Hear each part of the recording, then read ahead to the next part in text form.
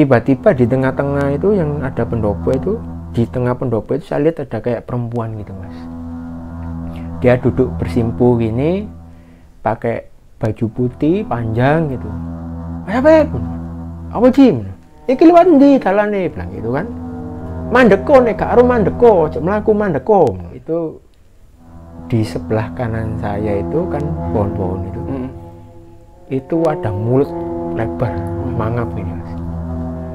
Itu kan ada batu besar itu Mas, yang di Arjuna. Saya tuh ngelihat di situ ada cewek. Dia itu apa ya? Badannya itu diselimuti pakai tikar. Badannya diselimuti pakai, terus dia itu kayak megang, ngerangkul kitab gitu loh. Mungkin itu Quran ya, karena kan jilbaban. Assalamualaikum warahmatullahi wabarakatuh. Sobat Gembara Sunyi dimanapun teman-teman berada.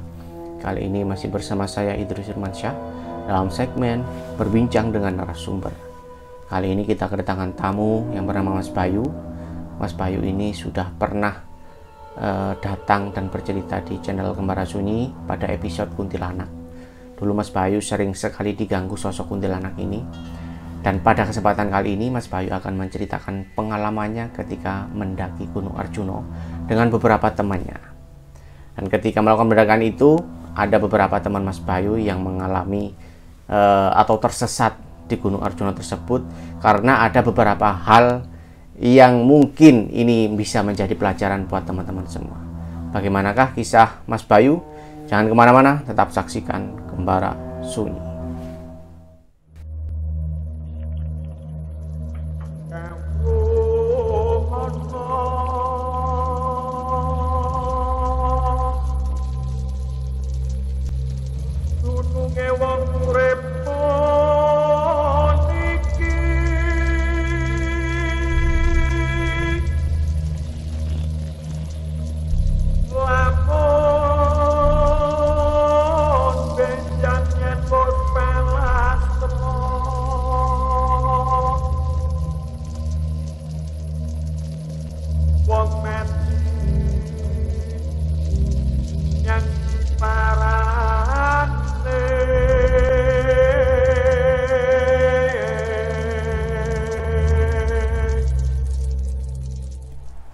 Ya, assalamualaikum warahmatullahi wabarakatuh, Mas Bayu.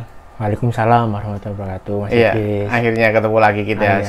setelah beberapa lama tidak ngobrol-ngobrol lagi. Dulu pas itu kan cerita masalah ini ya, kuntilanak yang namanya Dewi. Ya, betul, alhamdulillah Mas. Itu gimana setelah kemarin syuting dengan kita itu ada interaksi lagi nggak sama si Dewi? Kalau interaksi sebenarnya jujur Mas ya, ketika saya pulang dari sini pun itu dia sempat datang di jalan gitu, cuman ya mau apa tak bilang gitu. Enggak apa-apa kok, saya merasa saya disebut, enggak apa-apa wis. Itu teman-teman banyak yang pengen kenal kamu. Oh wis, enggak apa-apa, pulang akhirnya dia. Lalu berapa hari kemudian ya Sabtu ngobrol-ngobrol sama adik-adik saya, tetap apa ya, saudara-saudara saya, keluarga saya kan nonton rekamannya Gembara Sunyi itu yang itu ya. Dia datang lagi, dia alhamdulillah apa, dia suka, seneng gitu loh Mas. Ya mungkin saja dari teman-teman sobat Gembara Sunyi yang setelah mendengar cerita itu akhirnya ada yang mau mengirimkan doa buat dia. Oh ya mungkin seperti itu. Iya, ya. Alhamdulillah. Tapi nggak aneh-aneh kan Mas ya? Enggak, insya Allah enggak. Alhamdulillah. Siap. Ya ini kira-kira Mas Bayu mau menceritakan pengalamannya waktu di mana ini habis ini? Ya, ini saya mau membagikan cerita pengalaman saya dan saudara-saudara saya ketika mendaki Gunung Arjuna via Purwosari lintas Tretes di tahun 2015. Oh, ternyata Mas Bayu suka naik gunung juga. Ya, alhamdulillah Mas, jiwa-jiwanya masih suka jiwa-jiwa yang bebas. Di perkotaan ada pengalaman mistisnya, Ya. di gunung apalagi nih Ya, gitu. Sepertinya itu menarik untuk kita Siap. bahas dan mudah-mudahan bisa diambil hikmahnya. Amin. Jadi gimana ini awal mulanya kok Ya. kepingin naik gunung Purwosari terus lintas Tretes Ya. itu Mas? Oke Mas. Jadi sebetulnya kalau saya sendiri itu sangat suka dengan kegiatan di alam bebas, outbound, pramuka, dan sebagainya macamnya itu saya sangat suka. Kebetulan waktu kuliah ketemu sahabat-sahabat yang memiliki satu hobi juga, yaitu suka naik gunung, camping, masuk ke hutan ya, alhamdulillah. Nah ternyata hobi dan minat saya ini juga diikuti sama adik-adik saya. Nah, kebetulan saya itu 4 bersaudara, laki semua. Keempat-empatnya suka hobi untuk bertualang di alam bebas. Nah, ketika itu sebetulnya saya sudah vakum naik gunung sekitar kurang lebih 4 tahun ceritanya, Mas. Jadi terakhir saya naik gunung itu sekitar tahun 2010. Lalu 2014 saya pulang dari Kalimantan. Adik-adik saya punya rencana, ayo Mas naik gunung. Pingin selama ini kan naik gunung saya sama teman tidak pernah sama saudara-saudara. Ayo diajak saudara-saudara. Akhirnya kita berapa kali diskusi rembukan gitu Mas sama saudara-saudara yang pingin ikut, sama teman-teman yang ikut. Akhirnya ada ide, ya udahlah untuk pemanasan yang deket-deket aja, Arjuno. Cuman cari jalan yang tidak biasa, dalam artian yang tidak biasa dilalui orang seperti pada umumnya. Akhirnya kita memutuskan via Purwosari lintas Tretes ceritanya, Mas. Nah, akhirnya disepakati berangkat itu H+1 Idul Fitri tahun 2015 gitu, Mas. Lah itu pesertanya ada saya, adik saya nomor 3 Nino. Kebetulan adik saya nomor 2 ini dia kerja di pabrik, jadi kan liburnya nggak bisa ngikutin waktu libur jam waktu libur orang normal pada umumnya perusahaan-perusahaan seperti itu kan. Kalau shift pabrik kan ada shift, ada apa gitu. Jadi yang berangkat saya, adik saya nomor 3 Nino, yang nomor 4 Afif. Lalu ada adik sepupu saya namanya Ivan. Adik saya Ivan ini ngajak sepupunya lagi namanya Iva, satu-satunya yang cewek, peserta cewek. Lalu ada adik saya sepupu namanya Abi. Terus ada Aji, adik sepupu saya lagi. Aji ini ngajak adiknya Aji namanya Apung. Lalu ada teman kampung, anak kampung, ada yang namanya Oni sama namanya Adit gitu, Mas. Total berapa? 10 kurang lebih orang. 10 ya, kurang lebih 10 tadi ya. Kita berangkat, seingat saya itu hari Jumat, jadi saya minta berangkat siang setelah sholat Jumat. Saya tidak mau kalau berpergian luar kota jauh terus di jalan tidak bisa sholat Jumat, itu eman ya. Akhirnya kita sepakat berangkat setelah sholat Jumat, kumpul di rumah saya, lalu kita berangkat ke Bungurasi. Kita naik bus ke Purwosari, dari Purwosari naik ojek sampai pos perizinan. Sampai di pos perizinan Purwosari itu sekitar jam 3:30 sore, Mas. Kita sampai situ, lalu sebagian ngurusi maksi, terus di situ ada penjual bakso toh, Mas, ya, ada yang mau makan, beli bakso, terus ngecek perlengkapan juga. Ketika sudah, terus kita ke pos perizinan, karena di situ ada pengarahan lah dari yang petugas yang jaga perizinan itu tadi, sekalian kita ngurusi maksi. Kurang lebih ya, kurang 5 menit 10 menit lah kita ngobrol di situ. Lalu yang menarik perhatian saya tuh di situ ada kayak banner gitu, Mas, yang nempel di dindingnya pos perizinan. Di situ tertulis nama-nama pendaki yang hilang atau ditemukan tewas di Arjuno ceritanya. Saya lihat ternyata 2 daftar terakhir itu ada nama sama alamat si korbannya. Ternyata itu sangat dekat sama kampung saya, Mas. Orang Surabaya? Ya, orang Surabaya juga. Saya bilang sama adik saya, Rek, naik gunung yang benar, jangan aneh-aneh, harus jaga sopan santun. Lihat itu 2 orang terakhir itu dekat sama kampung kita. Jangan sampai kita jadi selanjutnya. Kita berdoa, minta perlindungan Gusti Allah, berangkat selamat, pulang selamat, tidak kurang satu apapun. Berdoa, kita start sekitaran jam 4:30 jalan. Kan ya seperti yang saya bilang sebelumnya, Mas, saya itu terakhir mendaki tahun 2010, vakum 4 tahun. 2015 baru jalan naik gunung lagi, otomatis stamina itu fisik nggak bisa dibohongi tuh Mas, pasti ada penurunan. Lalu adik saya Ivan, Iva, Aji, Apung, Abi, Adit itu mereka yang benar-benar nggak pernah naik gunung sebelumnya, sama sekali belum pernah naik gunung. Terus saya ajak mereka, kepingin akhirnya ikut. Kita jalan sampai di pos 1 Ontobugo, itu sekitar mau menjelang maghrib Mas. Lalu kita memutuskan istirahat dulu di situ. Saya bilang jangan ngelanggar adzan, saya bilang gitu kan. Akhirnya kita berhenti di situ, sholat maghrib di situ.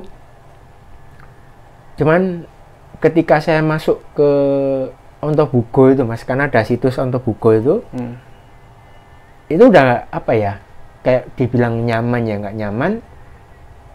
Kalau nggak nyaman ya ada yang memperhatikan gitu loh. Saya melihat ada banyak orang yang mata yang memperhatikan, padahal di situ saya sendirian. Ada adik saya kan sudah selesai sholat keluar gitu kan. Cuman saya nggak mau banyak ambil pikir. Saya dalam hati saya, aku di sini pengen jalan-jalan, pengen seneng-seneng, pengen menikmati ciptaan Gusti Allah, nggak ngurus yang gituan. Akhirnya kita kumpul di luar, mau persiapan, mau jalan lagi. Lah itu kita iseng-iseng foto-foto Mas. Mungkin nanti saya share fotonya Mas di video ini. Itu ada satu foto lah, entah satu foto berapa foto, itu banyak nangkap ops di gambarnya itu Mas. Hasil jepretan kamera itu banyak gambar ops. Nah kalau selama ini yang kita tahu di media, ops yang warnanya kuning atau merah itu kan menandakan eksistensinya barang-barang makhluk-makhluk halus seperti itu Mas. Kalau yang opsnya warnanya putih bisa saja itu titik embun. Itu opsnya kuning sama merah Mas. Sampai itu saya enggak pikir macam-macam. Saya sama adik saya itu enjoy lah, kita ngobrol. Cuman ya kendala fisik sih semua. Kaki saya kram kiri kanan, adik saya ada yang berapa kali kram. Lalu kita jalan sampai di pos 2 Tampuono kira-kira jam 7:30 malam. Cuman saya tuh menangkapnya ada perubahan sikap dari adik saya namanya Iva yang cewek, tadi satunya cewek. Dia yang awalnya ramah, ngobrol semenjak melewati Ontobugo itu dia itu diem. Terus saya tanya ke Ivan, kenapa Iva kok diem aja? Kan saya sudah bilang, jangan jadi diri sendiri, maksudnya jangan mikir diri sendiri, harus ngobrol. Jadi kalau ada apa-apa ngobrol. Katakan capek, ya harus ngomong, nanti kita bisa berhenti. Dia haus, ngomong, harus ngobrol, jangan sendirian, jangan diem. Sebelum itu saya minta tolong adik saya Afif sama Aji. Saya kan nggak tahu Mas di situ kayak ada situs-situs peninggalan atau semacam. Saya sebelumnya nggak tahu yang masalah seperti itu. Saya berhenti ada warung yang waktu itu malam sudah tutup. Akhirnya Aji sama Afif, saya lihat sebelah kiri itu ada bangunan kan. Saya bilang, Afif, Aji tolong kamu cari air di atas sana, mungkin itu ada sumber air. Berangkatlah mereka berdua. Terus saya kan yang lainnya nyiapkan makanan, saya tanya tadi ke Ivan, kenapa Iva kok diem saja tadi. Terus adik saya Ivan itu bilang, karena memang adik saya Ivan sama Iva ini orangnya peka ya Mas, seperti itu. Terus dia itu bilang gini, Iva itu sejak melewati Ontobugo Mas, dia itu diikutin sama sosok kuntilanak. Katanya seperti itu. Dan kuntilannya itu warnanya merah, makanya dia takut sekali, dia bilang gitu. Terus saya jawab, walah, ya kayak seperti itu mending diomong, jangan sendiri, jangan dipendam sendiri. Itu kuntilannya masih ngikutin kok, sampai sekarang masih ngikutin. Cuman ibaratnya orang itu nggak bisa mepet gitu, nggak bisa dekat.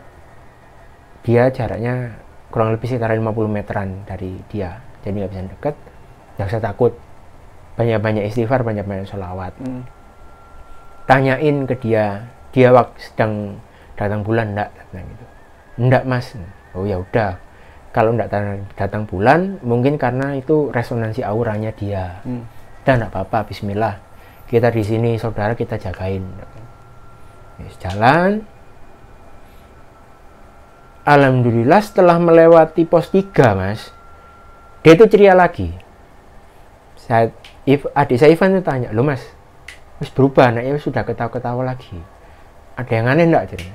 Enggak, saya bilang gitu. Saya itu bilang gitu, saya lihat, oh enggak, dia sudah balik seperti sedia kala dia yang ceria, yang karena si kuntilanaknya sudah enggak ngikutin lagi. Oh alah iya mas, jadi lewat pos 3 itu dia sudah nggak diikuti kuntilanak lagi.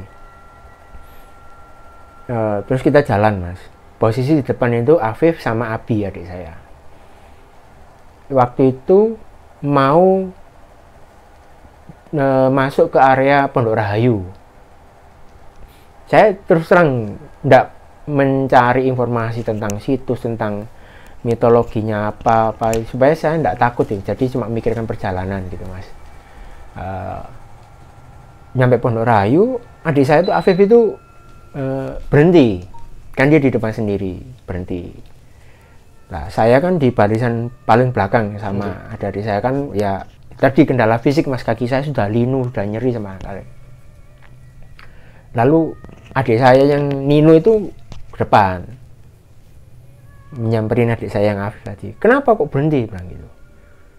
Lah ternyata adik saya itu dari kejauhan itu sebelum masuk melewati Pondok Rahayu itu dia itu melihat sosok hitam besar gitu mas di balik pohon gitu.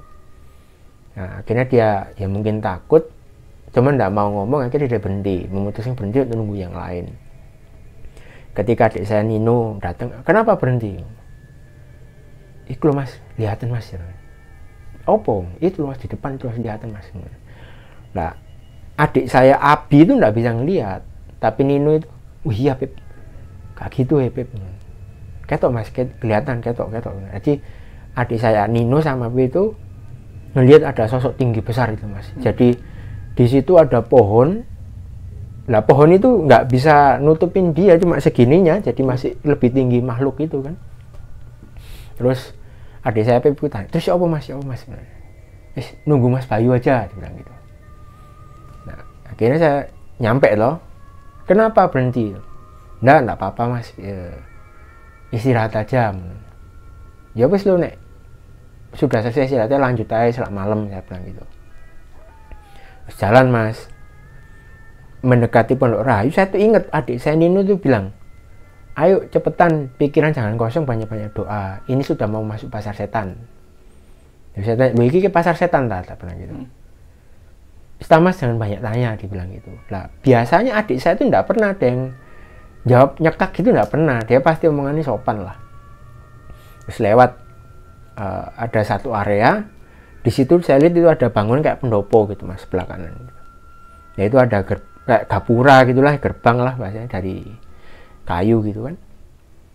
Terus saya tanya ke adik saya, ini apa? Saya bilang gitu. Oh ini Pondok Rahayu mas, bilang gitu. Jadi sebelum berangkat kita memutuskan siapa yang jadi leader supaya bisa teratur, organisir tuh mas. Nah dari musyawarah kita milih adik saya Nino karena dia yang pengalaman ikut pecinta alam dan lain-lain, jadi ilmunya kan lebih banyak daripada kami loh. Saya tanya, oh ini Pondok Rahayu mas, saya pikiran aja kosong gitu. Karena kan saya belakang sendiri mas. Jadi kembali lagi saya nggak tahu gimana ceritanya, saya tuh tiba-tiba bisa melihat di gapura mau masuk ke area Pondok Rahayu itu ada penjaganya gitu mas, kayak semacam prajurit zaman dulu, 2 orang kiri kanan gitu. Mereka berdiri pakai selendang gitu seperut gini, terus dia pakai penutup kepala gitu, udeng gitu, sambil bawa tombak sama tameng ini mas. Mereka nggak pakai baju dan dada gitu kan. Saya kan penasaran, iku opo dalam aja gitu. Saya batin, iku opo. Nah tiba-tiba dari 4 sudut ini juga muncul lagi mas, penjaga-penjaga lagi itu. Dan sosoknya lebih besar daripada yang di depan gerbang tadi. Mereka sama juga bawa senjata seperti itu. Cuman senjatanya bukan lagi tombak, itu semacam kayak golok gitu yang dikasih kayak orang-orang Cina itu. Mitologinya orang Cina kan seperti itu. Saya tidak tahu kenapa antara saya kaget atau antara saya takjub, saya batin. Loh kok gitu gitu. Lah ketika saya batin, loh kok gitu. 4 orang tadi itu kayak mandang saya sambil melotot, tiba-tiba melotot sinis gitu loh. Lah karena saya sudah capek, intinya saya ingin cepet nyampe buka tenda istirahat. Akhirnya saya merespon seperti ini mas, dalam hati. Saya bilang ke mereka tujuannya, saya di sini cuma pengen seneng-seneng, saya pengen jalan-jalan, saya nggak mau cari perkara, nggak mau cari musuh. Tapi kalau kamu memang ada masalah sama saya, jangan kamu, pimpinanmu suruh turun. Saya bilang gitu mas. Saya ya mohon maaf, mungkin ini sepatutnya jangan ditiru gitu loh. Itu karena respon saya yang karena capek atau apa, jadi saya males urusan sama yang seperti itu. Nah setelah saya bilang seperti itu, tiba-tiba di tengah-tengah itu yang ada pendopo itu, di tengah pendopo itu saya lihat ada kayak perempuan gitu mas. Dia duduk bersimpu gini, pakai baju putih panjang gitu, rambutnya juga panjang hitam lurus gitu. Apa ya, kayak secara posturnya itu bukan yang tinggi besar, enggak, dia normalnya wanita zaman putri-putri Cina yang cantik putih gitu mas. Nah ketika saya melihat seperti itu, si perempuan tadi senyum mas sama saya mas. Dalam pikiran saya, kalau dia senyum berarti dia niatan baik kan gitu. Saya salam, assalamualaikum, saya bilang gitu sih, waalaikumsalam. Nah, tiba-tiba dia tuh kayak ngasih kode ke pengawal-pengawalnya tadi loh mas, yang dari 4 titik tadi ya, besar-besar tadi. Nah ketika kayak dikasih kode itu, pengawalnya itu kayak berubah jadi cahaya itu kayak terbang, sup, hilang gitu mas, kayak menghilang gitu kan. Nah di situ tinggal dia itu sendiri. Itu saya tanya, setelah saya salam saya tanya kan, saya siapa, saya bilang gitu. Oh saya yang jaga area sini, saya bilang gitu. Oh ya udah kalau gitu, saya mohon maaf kalau ada salah saya sama adik saya. Saya cuma mau numpang lewat. Saya ingin menikmati keindahannya Gusti Allah. Saya ingin menikmati, seneng-seneng sama saudara saya. Tolong jangan diganggu, saya bilang gitu. Dia terus jawab mas. Dia masih senyum baik gitu loh. Auranya saya rasakan baik gitu loh. Oh iya mas, monggo silahkan. Hati-hati pokoknya. Nah jalan mas kita. Alhamdulillah sampai selama perjalanan itu nggak ada masalah lagi. Sampai sekitar jam 1 dini hari kami nyampe di Makutoromo. Kita putuskan ngecamp di situ. Sampai hari berikutnya siang kita baru berangkat. Besoknya hari kedua siang kita baru berangkat. Balik lagi karena terkendala fisik, juga bekal air di Purwosari kan memang susah tuh mas sumber airnya. Iya, sampai Makutoromo ya? Ya, sampai Makutoromo. Akhirnya hari kedua, sore kita memutuskan berhenti ngecamp di Jawa Dipa. Dari Makutoromo jam berapa? Dari Makutoromo sekitaran jam 11 siang, mas, kita. Karena kan masa apa kan, jadi mungkin kita baru jam 11-an. Nyampe di Jawa Dipa itu sekitaran jam 5 sore, mas. Jadi, ayo saya bilang, mumpung belum maghrib, cari tempat kita jadikan tenda. Kita sudah tidak mungkin bisa naik, saya bilang gitu kan. Iya mas, adik saya Nino sama yang Apip, Oni itu karena mereka fisiknya masih kuat, mereka cari ground, ketemulah ada satu spot di situ. Lalu kita jadikan tenda di situ mas. Terus ternyata malam sekitar jam 6:30 itu ada rombongan lain dari Kupang, kalau dari Kupang Surabaya di situ. Ya kita saling bertukar cerita lah mas ya. Ya tanya berapa kali mas ke Arjuno, baru sekali mas bilang gitu. Oh, sampean berapa kali? Oh saya sudah 4 kali mas, ya bilang gitu kan. Gimana selama perjalanan semalam, nggak ada yang aneh-aneh gitu? Nah, alhamdulillah nggak ada mas, kita bilang gitu kan. Cuman ya itu yang bikin jengkel, banyak orang yang naik itu bawa dupa, bilang gitu.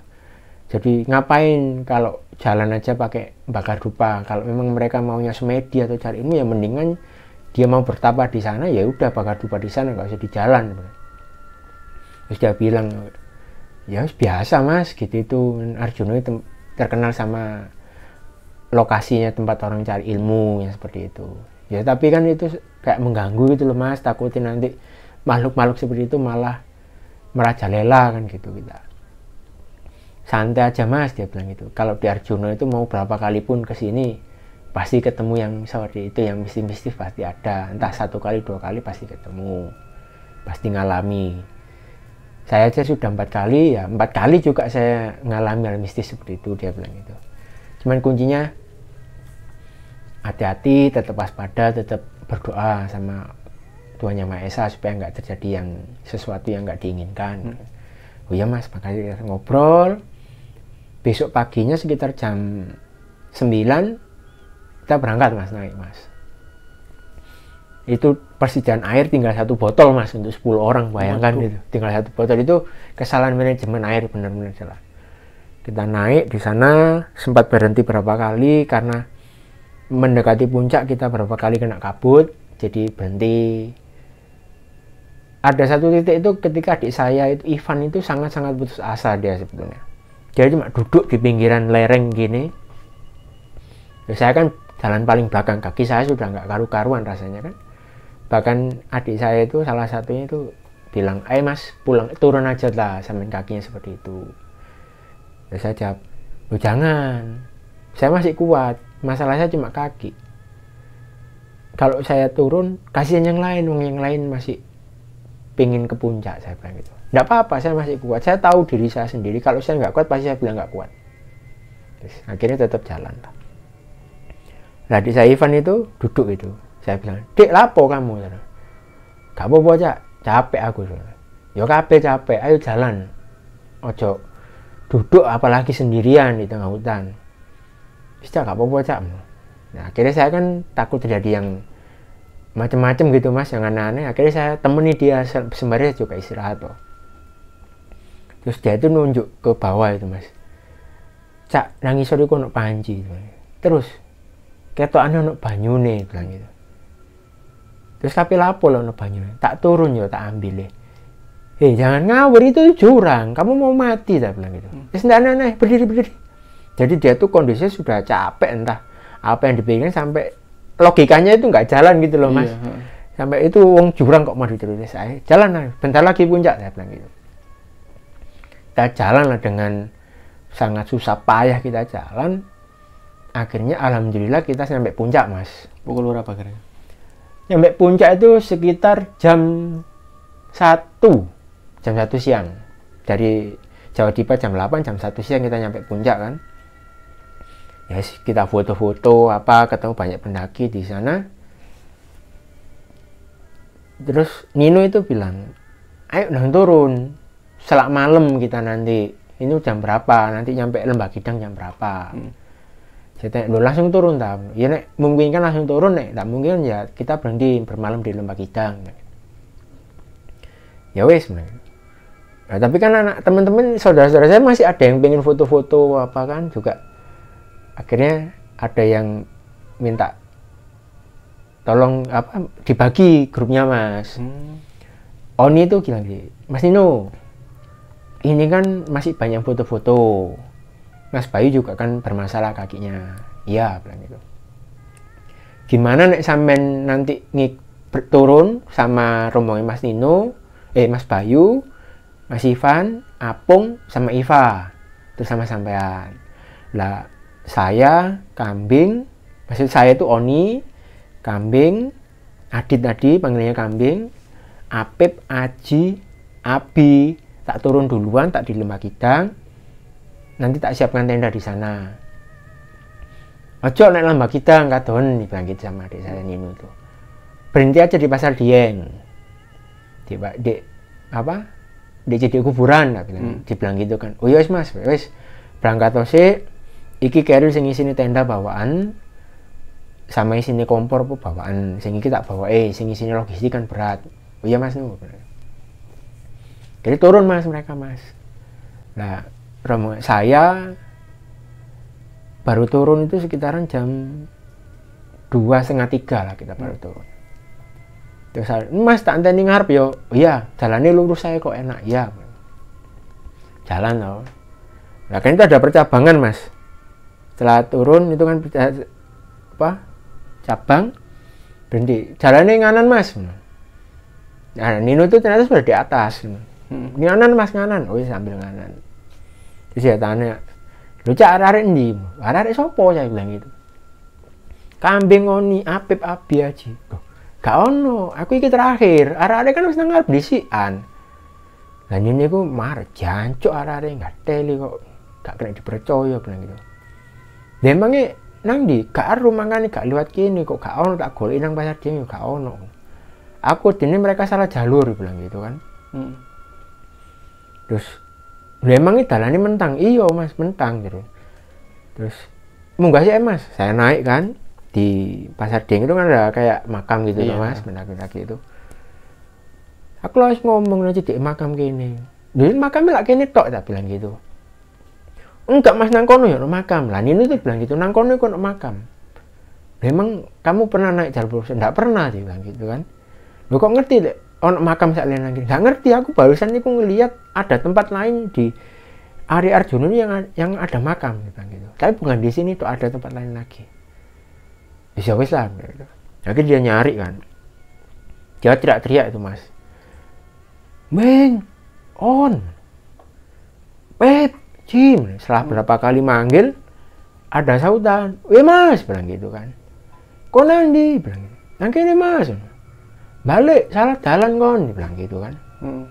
Nah, itu kalau dari suaranya, saya tuh dengar saya, Ivan, Nino, Apung itu dengar.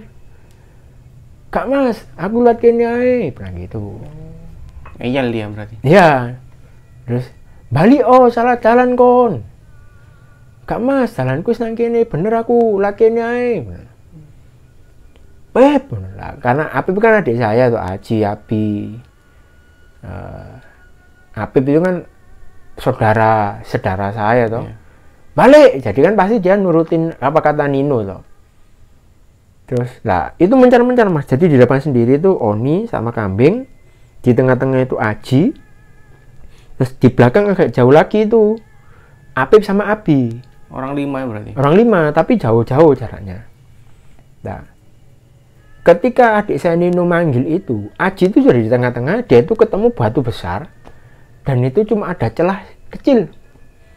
Dia itu mikir, loh gimana caranya aku lewat sini sedangkan anak-anak sudah di balik batu ini kan. Terus dia setelah dengar suara adik saya Nino itu, terus dia teriak, Beb, apa Jim? Iki lewat ndi dalane, bilang gitu kan. Mandeko nek gak aru mandeko, ojo mlaku mandeko. Terus adik saya Aji ini diem Mas, berhenti. Terus celok Mas Nino balik. Nah, adik saya balik akhirnya kan. Tarik kan. Lah di situ herannya Mas. Yang suaranya Oni yang sudah lebih jauh daripada Aji, itu saya dengar. Dia jawab, Kak Mas, aku lihat ini jalanku bener. Itu dengar sampai kita. Sedangkan Aji yang tidak manggil Apip itu nggak dengar kita, padahal jaraknya lebih dekat. Terus Nino itu karena jengkel kan, wes karepmu, bilang gitu. Liwat-liwat toko nu karepmu, bilang gitu kan itu. Apa? Saya kira Aji, Apip, Abi ngumpul balik. Kok lah bulat jauh gak ero ya, aku ngelipat ngutut arek-arek. Kita balik, kumpul lagi di pasar Dieng. Di situ kita alhamdulillah minta bantuan sama teman-teman pendaki yang dari situ. Kita minta air, dikasih air Mas 1 botol. Lah, ada kendala lagi ternyata. Yang keril yang dibawa Oni sama kambing itu adalah kerilnya Nino. Yang di situ isinya ada tenda, sama kompor. Nah, sedangkan yang dibawa kita ada tenda, ada logistik tapi nggak ada kompor sama sleeping bag. Ya apa guys? Akhirnya kita dibantu tuh sama ada rombongan pendaki dari Sidoarjo Mas. Iya. Saya Mas mel aku Mas. Akhirnya sama dia, Apip, Abi itu ikut rombongan dari Sidoarjo ini. Mereka turun duduk ke Lembah Kidang, bangun tenda apa kan. Kita yang berhasil balik turun itu ada 8 orang, sedangkan tenda cuma 1. Kita ada logistik tapi nggak ada kompor. Akhirnya kita ada kompor nggak ada logistik. Kita cuma tinggal jahe sasetan, kopi, teh itu aja. Sedangkan kayak beras, mie instan, roti apa itu di mereka gitu loh. Di tasnya Oni yang dibawa Oni kan. Yang lewat jalur lain itu. Jalur lain, Mas. Nah, di Tembak Kidang itu kita kan ya ditolong, kita ceritakan sama aku sama anak-anak yang dari rombongan dari Sidoarjo tadi, Mas. Dari situ ngobrol Nino sama salah satu loh. Di sini bilang, aku ikut di masyarakat ini senang kembar 1 kembar 2. Soalnya itu jalur kembar 1 kembar 2. Nah, terus si anak Sidoarjo itu kebetulan dia dari Welirang lewat kembar 1 kembar 2 langsung bablas Arjuno. Gak ono Mas dalane lewat kono. Dalane kono kudu lewat Pasar Dieng. Katanya seperti itu, saya juga nggak tahu. Oh enggak Mas, isok liwat arek-arekku liwat kono Mas. Lho saya janjiane apa? Aku janjiane mau nang pinggire makam. Lho iya makam nang kono. Lah bener kono Mas tujuane Pasar Dieng. Iya Mas, aku wedine mereka nganggepe ku makam sing nang Kembar Loro. Loh, sampean wis tahu liwat Kembar Loro kan masih enggak tahu. Adik saya bilang gitu. Terus anak Sidoarjo itu bilang, "Loh, sampean kok ngerti lek nang kono ono makam?" Ya sembuh aku ngerti ae koyo ono aku ndelok koyo ono panggon sing ono makam itu. Sekilas ada bayangan itu. Iya, Mas, ada visi gitu kan. Wis muga-muga Mas enggak apa-apa lah. Malam di Tembak Kidang itu saya masuk tenda paling terakhir loh. Tinggal saya berdua Mbak Nino, ajak mlebu wis gerimis sebenarnya. Sekno aku sik kepikiran apa ya, kepikiran arek loro, si Oni sama si Kambing loh. Iki udan soalnya kasihan mereka. Ya jarno, justru lek udan ini aku tambah seneng bilang gitu. Maksudnya Nino, aku tambah seneng udan. Lho kenapa kan gak sano?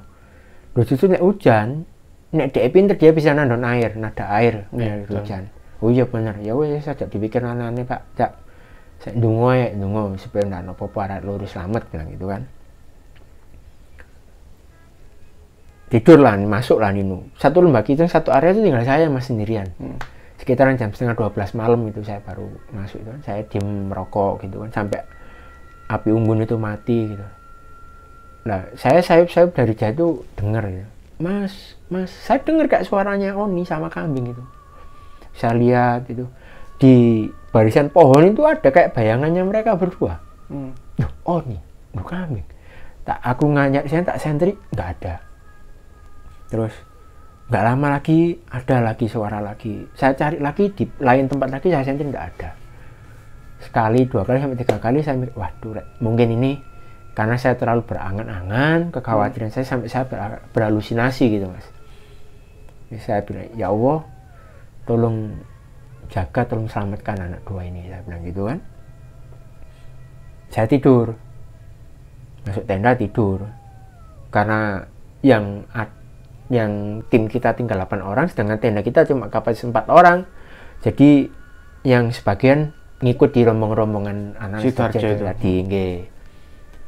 Pagi bangun Mas, karena malam ternyata hujannya lumayan lebat lah. Kita ngobrol lagi. Ternyata yang kepikiran bukan cuma saya, tapi semua adik-adik saya itu kepikiran gitu loh. Jadi mereka sampai mimpi buruk tentang mereka, tentang Oni sama si Kambing tadi. Akhirnya saya Mas turun naik. Siapa tahu teman sampean wis turun sama anak Sidoarjo bilang gitu. Ya saya turun, kita turun Mas jalur Tretes. Kita turun, sepanjang perjalanan ya kita marah lah. Dengan kejadian seperti itu marah. Kenapa sih kok ngeyel? Sedangkan ya oke, si Oni itu memang pernah lewat jalur Purwosari Tretes. Cuman kan si Kambing itu ini masih pertama kali ndaki dan dia nggak tahu. Yang kedua, kita sudah memutuskan musyawarah, yang jadi leader itu Nino kan. Iya. Kenapa dia harus memberontak lah dalam artian membela, dia ambil keputusan sendiri gitu. Dan kita kan prinsipnya dari awal saya bilang kita berangkat bareng, pulang harus bareng-bareng gitu. Akhirnya Nino bilang, Mas ngonek sampai di pos perizinan dia ternyata nggak ada, nanti saya tak tinggal di sini 1 malam, saya tak naik lagi sama ranger. nggak apa-apa tak kancani, nggak usah sampean kaki seperti itu, dia bilang gitu kan. Kaki saya kan memang sakit sudah waktu nyeri nggak karu-karuan. Sampean juga besok kan kerja, nah kerja itu gampang nggak masalah, sepenting kamu tak kancani. Ya paling enggak kamu naik, saya tak turun, stay di base camp, saya bilang gitu. Yo cak, nanti lihat saja kondisi di pos perizinan.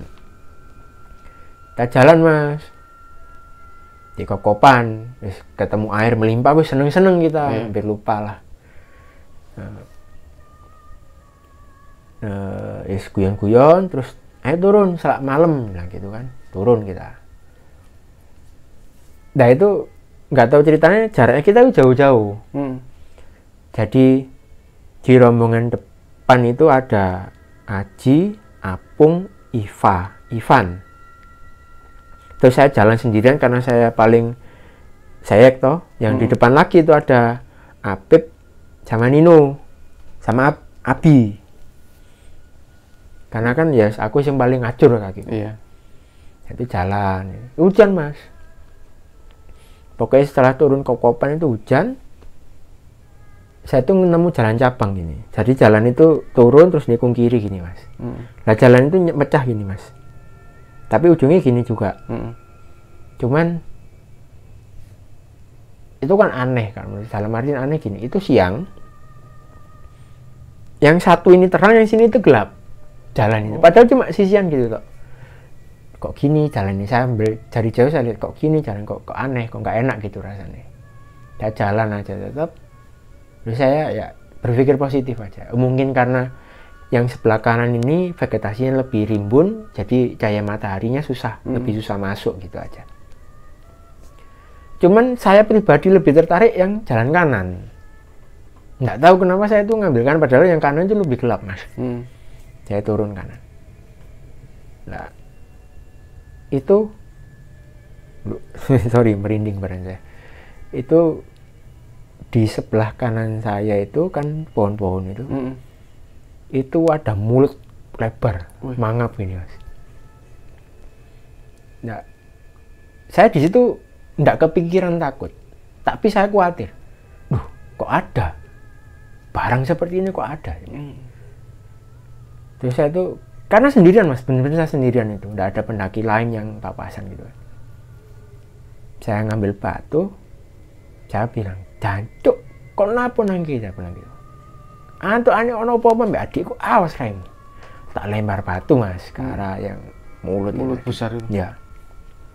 Terus dia tuh tiba-tiba cep mingkem terus berubah kayak keluar itu sosoknya kayak buto itu mungkin mas ya. Saya bilang, aku gak peduli kan sopo. Delok nanti ono apa-apa mbak adikku, saya bilang gitu. Tak obong ya alas temen tak obong, gak peduli aku, saya bilang gitu. Terus dia itu pergi mas, masuk ke dalam hutan itu.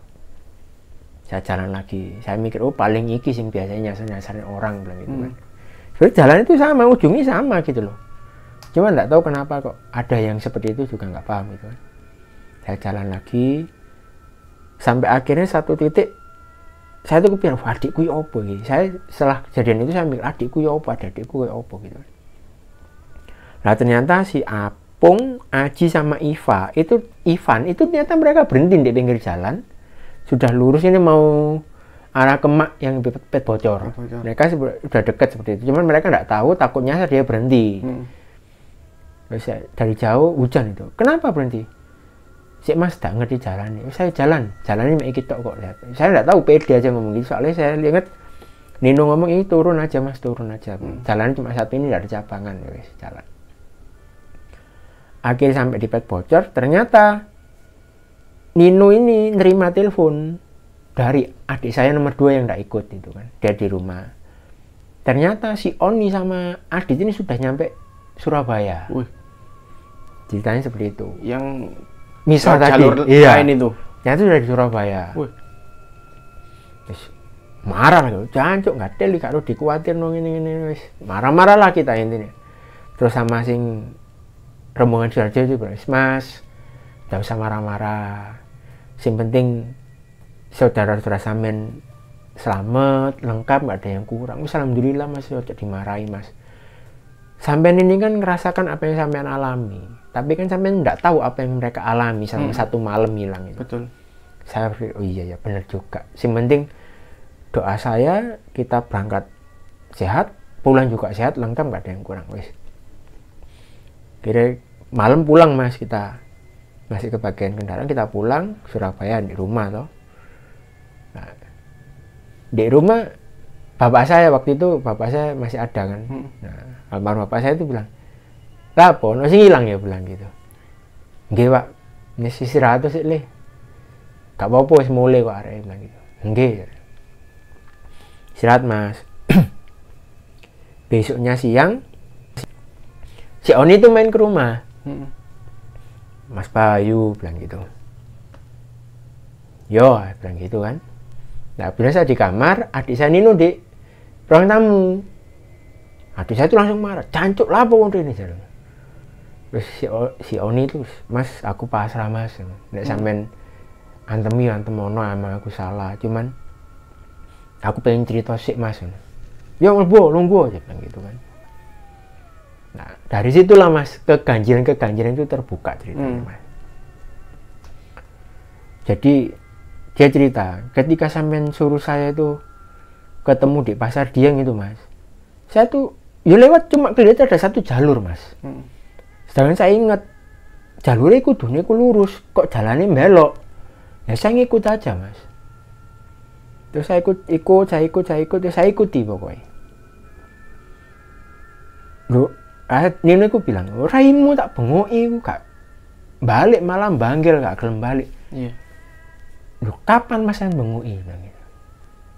Raimu tak bengoki, cok. Enggak mas, sumpah demi Allah mas, aku gak krungu suara sampean bengok-bengok. Tak mas Bayu on, kon iku jawab. On balik, balik. Kok jawab, gak mas aku lihat ini mas, jalanku bener mas. Lah si Oni juga ngel, sumpah mas demi Allah mas, aku lu gak, jangan jawab, krungu suara sampean lo ndak, bilang gitu kan. Nah terus apa yang jawab, suara apa yang jawab, kok tak bengok. Gak alu mas, tapi temenan mas, aku sih eling, aku gak krungu sampean bengok-bengok, bilang gitu. Terus jarine arek-arek iku watu gede, kon liwat yo opo jarine. Wong nang kono aji gak iso liwat, mandek kon kok iso liwat sampai kambing. Iya. Kak mas watu gede mas, jalan kono niku enak, buka kabeh bilang gitu. Jalan itu terbuka semua bilang gitu. Sumpah mas wis yo. Mari liwat iku sampai maghrib. Lho Bing, arek-arek kok gak melok dhewe Bing. Wis akhirnya baru sadar lah mas, waduh nyasar iki arek dhewe Bing. Lah si kambing ini kan baru pertama kali nak mas, dia panik wis. Cok panik. Saya jalan aja, kita cari jalan. Lah akhirnya si Oni juga ini apa capek tuh mas, tertekan apa kan, terus tiba di satu titik itu jancuk jalan nggak ketemu, dia marah-marah lah, mesu-mesu lah. Lah si kambing itu bilang, cok mesu-mesu, cok ngawur kon, bilang gitu. Kis bengi kan itu sudah malam, itu sudah melewati maghrib tuh. Kateli jalan nggak ketemu, bilang gitu. Nek kon mesu-mesu kan delok enggon. Lah apa iku nang alas. Lah ya delok enggon. Ngisormu iku apa? Lah ternyata mereka itu berdiri di sampingnya makam, Mas. Oh, ternyata ada beneran makam itu. Beneran ada makam gitu loh. Beneran makam itu. Akhirnya mereka down. Dua-duanya ikut down. Duduk. Akhirnya ceritanya Oni nih, Mas ya. Saya itu dengar suaranya orang naik motor, Mas. Dicari lah, nggak ada. Terus capek lagi, dia duduk lagi, terus saya dengar suaranya orkesan, Mas. Katanya, sumpah Mas, aku dengerin suaranya orang dangdutan, Mas, lagunya itu Birunya Cinta, dibilang gitu. Padahal dia itu sudah hilang logika. Seharusnya kalau di posisi itu, meskipun tretes yang soundnya biasanya kenceng-kenceng itu nggak denger, itu kedengeran katanya. Dicari, nggak nemu. Terus dia dicari jauhan, ngelihat ada kayak pondokan, ada api unggunya, didatengin, ternyata itu cuma pohon besar gitu, Mas. Jadi selama perjalanan itu kayak dia itu ya disesatkan atau sengaja dijauhkan gitu, Mas. Terakhir dia itu minyak alang-alang gitu, Mas, kayak rumput gitu, dipiai gitu. Itu tiba-tiba dari balik alangan itu ada kelelawar, katanya gedenya seanak bayi itu, Mas. Mau nabrak dia itu langsung tiarap gitu orang tua itu. Opi mau lowo bilang. Tapi lowo masuk gedenya sama. Iya lowo itu, Mas. Adewe gak gak bener iki, gak bener iki wes. Akhirnya mereka berhenti, dirikan tenda. Semalam itu mereka tidur, jadi nggak makan mas. Cuma ada mie instan itu yang kering ya, itu makan instan itu. Iya dirempet aja, nggak ada air dia, karena hujannya baru malam itulah. Pagi itu dia nandur air cuma dapat setengah nesting itu mas ya, itu yang mereka minum. Pagi itu dia langsung turun, ternyata dia itu tembus Karang Ploso mas, tembus Batu. Dan itu pun apa? Dia turun di kampung itu, orang kampung bingung loh, ini bukan jalur resmi kok kalian bisa turun ke sini, bilang gitu kan. Bahkan untuk kendaraan turun ke terminal aja dia nggak dapat. Akhirnya dia ikut apa numpang di truk sayur gitu. Saya turun Karang Ploso mas, bilang ini. Akhirnya karena Oni ini sudah buka cerita, Nino ini buka cerita. Aku cerita yo. Begitu nyampe di Arjuna, itu kan ada batu besar itu mas, yang di Arjuna itu. Saya tuh ngelihat di situ ada cewek, dia itu apa ya, badannya itu diselimuti pakai tikar,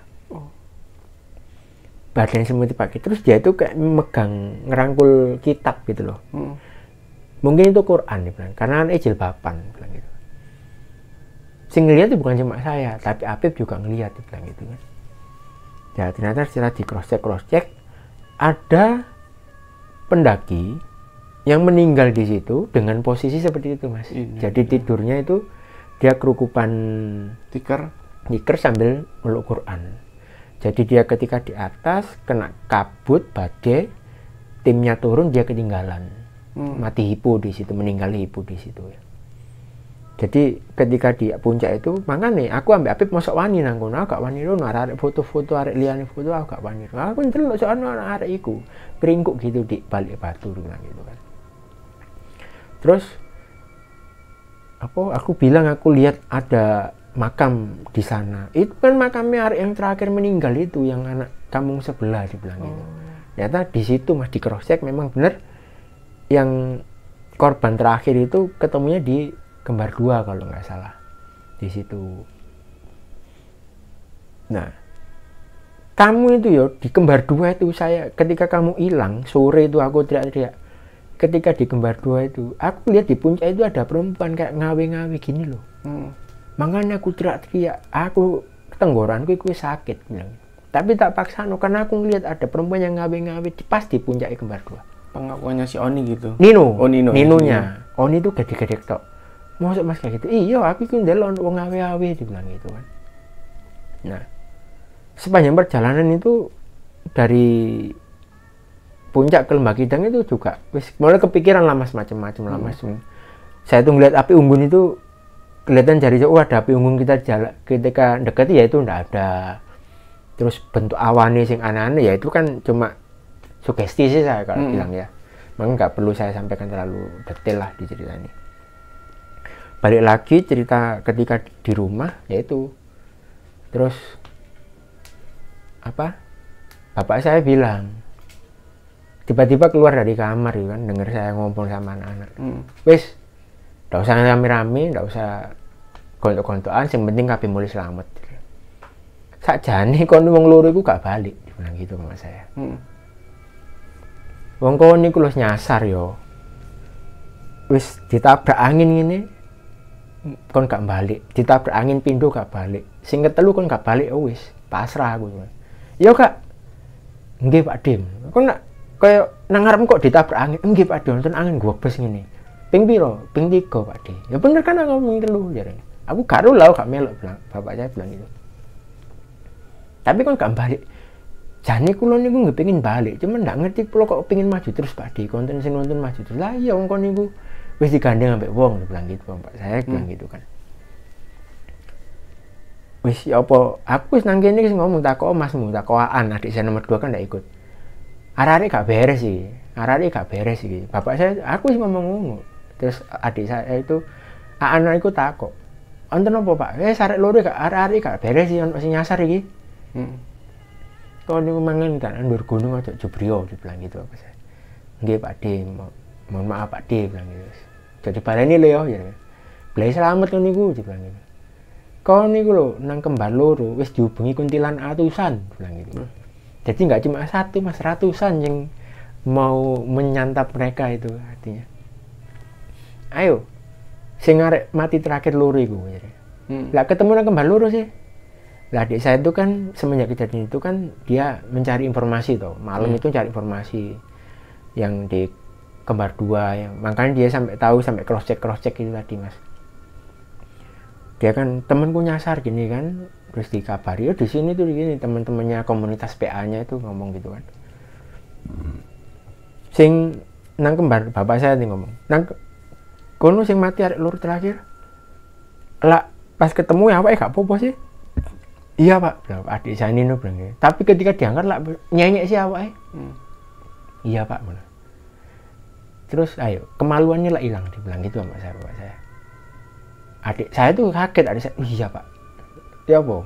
Iya pak, jadi korban terakhir itu yang anak tampung sebelah itu, dua laki-laki, itu hilang, terus ketemu 3 hari kemudian ketika dievakuasi badannya itu masih utuh mas. Tapi ketika diangkat itu sudah blenyek gitu mas, gak sudah mati bertahun-tahun gitu mas. Nah ternyata setelah diotopsi itu memang dua-duanya itu kemaluannya hilang mas. Hilang semua? Hilang semua dua-duanya. Saya nggak tahu ya, yang cross check kan adik saya yang Nino yang cross check ke temennya gitu. Terus bapak sih bilang kan dan ikut di pangan bangsa ini kuntilan ambil sundel bolong dibilang. Barang-barang itu paling seneng dulu kon ane wong lanang dibilang gitu bapak saya. Wes makanya lihat hati bilang gitu. Nah, cerita itu berhenti di situ mas. Terus kita kilas balik mas ya. Jadi mohon maaf, ini bukan saya menyalahkan satu orang atau apa. Nah, ini cuma berbagi pengalaman supaya teman-teman bisa mengambil hikmahnya, jangan diambil yang sisi negatifnya, ambil positifnya. Jadi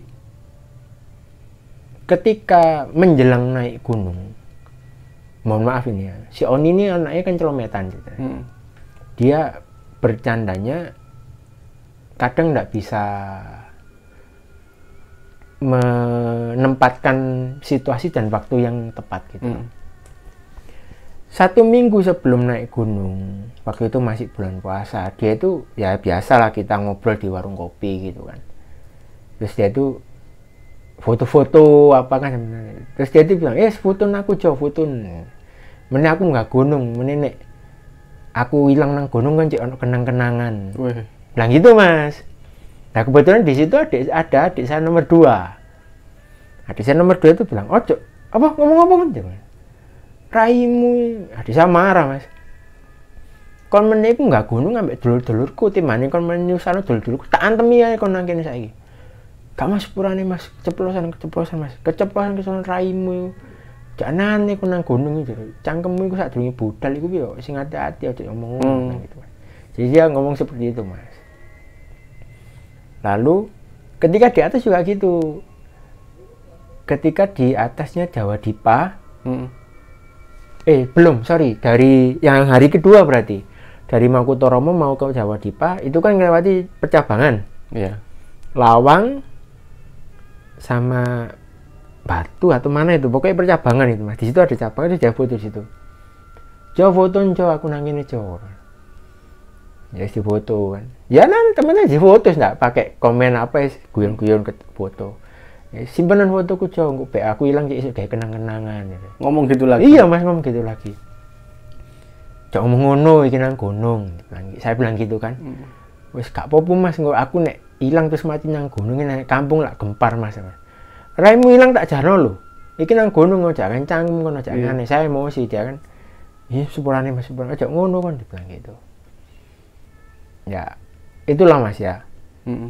Dari mungkin kita nggak sadar nyeplos atau apa, tapi itu mungkin bisa jadi doa gitu loh. Betul. Apalagi kita mau ke alam bebas, hutan, gunung yang kita tuh sama sekali nggak ngerti kondisi seperti apa di sana, bisa berubah sewaktu-waktu. Jadi ya jangan takabur lah, jangan menganggap remeh meskipun kita sudah pernah menjajaki tempat itu, terus kita kembali menjajaki itu lagi, jangan menganggap remeh lah.